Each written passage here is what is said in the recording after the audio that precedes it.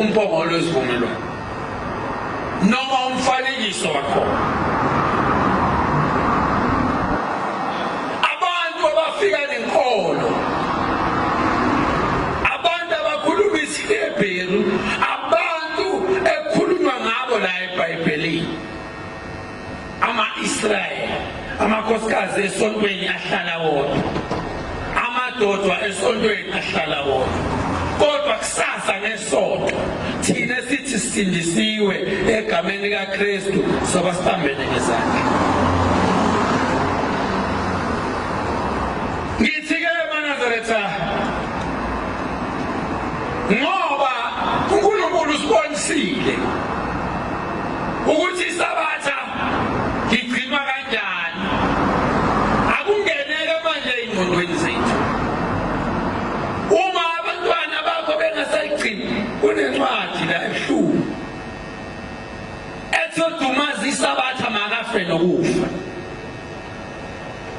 Ayincengi muntu, ayincengi mina, ayincengi wena.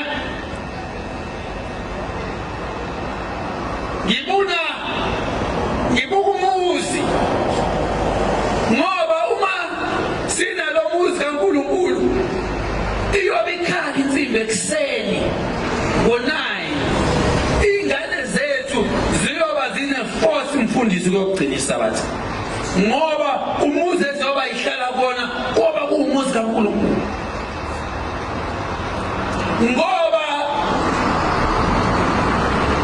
kuyasicacela ukuthi emzini yethu ngendlela yazi uvuka ingane ekuseni isabatha, vele nje uyibona ingane iqonde emabhodweni, ungabusazi ukuthi uzothini, uzokhuza ukuthi endala ingane iqonde enenqondo yonke.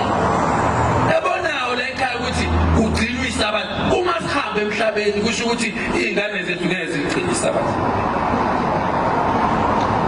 Kuyoshiwo kuthiwa lwamuzi kwake kwaba nengelosi, lwamuzi bake bagezwa, lwamuzi babe bathandwa uNkulunkulu, kwake kwaba nomkhokheli kaShembe kulabo, kube inganekwane.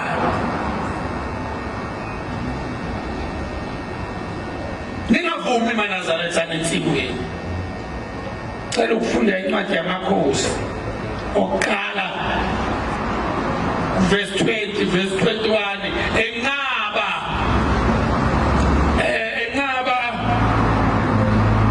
uNabhoti nefa loyisemkhulu.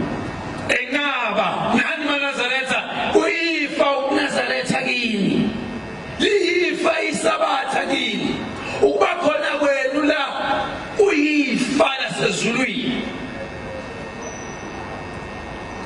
Yinini abaphathi bomhlaba bakusasa abangcwele abekho abantu.